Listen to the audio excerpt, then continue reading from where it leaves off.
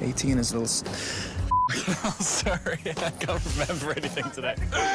The Twilight Saga was a worldwide phenomenon, and without its very first film, the franchise wouldn't have reached the success it did. So, what exactly made the first movie so special? Today, we're giving you a behind-the-scenes look at some of the most surprising and adorable moments that happened on set. Even the most hardcore Twihards will be questioning everything they know about the film. Glad you're here. We need an umpire. She thinks we cheat. Well, I know you cheat.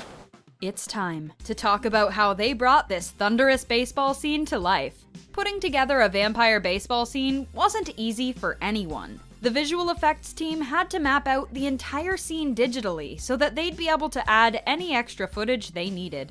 Catherine Hardwicke said they originally wanted a little bit of sunshine, but soon realized that would mean making the Cullen clan sparkle, an effect that would cost them big bucks. That was as far as the digital effects went. This Twilight film was on a budget, which meant using as many practical effects as possible. The most impressive part of the scene is how they got the vampires moving. For the Cullens, they were attached to ropes and harnesses while running to help them achieve a smoother glide. But for villains James, Laurent, and Victoria, their actors walked through the field on a magical green carpet to make it seem as if they were floating.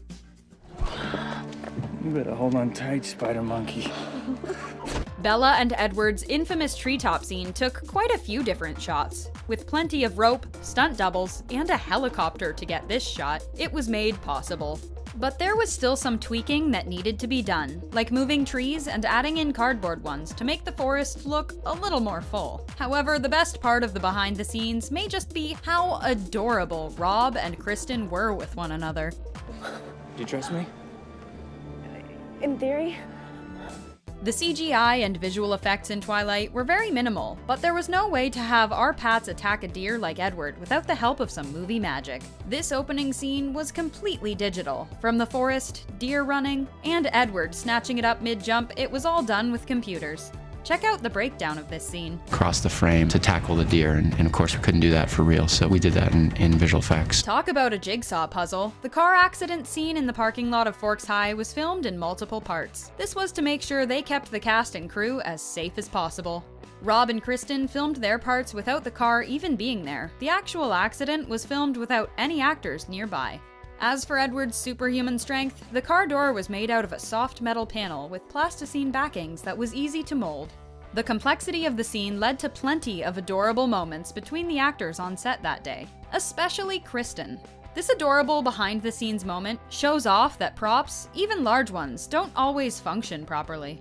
Kristen couldn't get the door open to the truck and ruined the entire take. On one hand, the mishap allowed her to show off her goofy side to us. Hi, I'm Robert. And I'm Kristen. Rob and Kristen didn't spend all their time on set. Sometimes they would get called in for behind-the-scenes interviews where things got hilarious. For actors, these two really couldn't seem to remember the lines for the interview. Why do I keep thinking that is part of the thing? This comes out in December, theaters in December. Alright. It made it all even more adorable. Their chemistry, off and on screen, was undeniable. Okay, I'm sorry. I can't look at you when I do it. All right.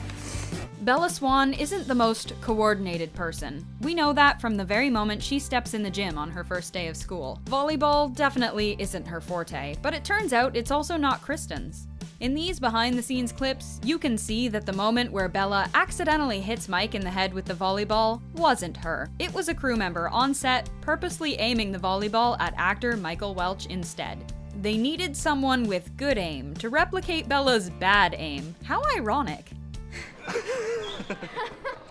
You're good. How meta was the moment Edward caught the apple and replicated the Twilight book cover? Well, it may have looked cool, but Robert Pattinson would probably tell you it was just annoying to film. The moment took 13 takes in total. They attached the apple to a fishing line and on a crane, so that they'd be able to give off the effect of Edward bouncing the apple back up with his foot and landing in his hands perfectly.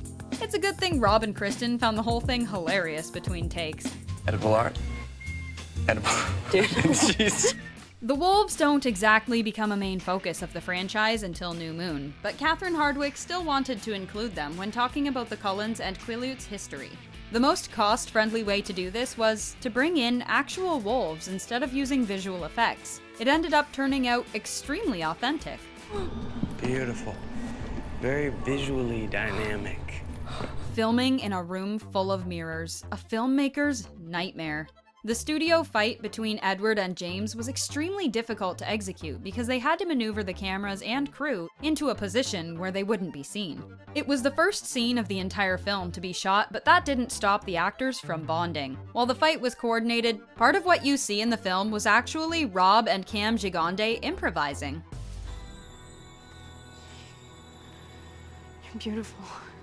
The visual effects lead called adding the vampire sparkle the biggest challenge they faced while making the film, because they needed to make Edward look smooth at the same time. They did this by mapping out Robert and adding sparkles in during editing. But Robert and Kristen still needed to film the actual scene where he reveals himself. It may look like a simple take of them relaxing in the meadow, but in reality, the two actors were under a very bright light to mimic the sun that was blinding. You can see them struggling to keep their eyes open, and their giggles of relief when they call cut.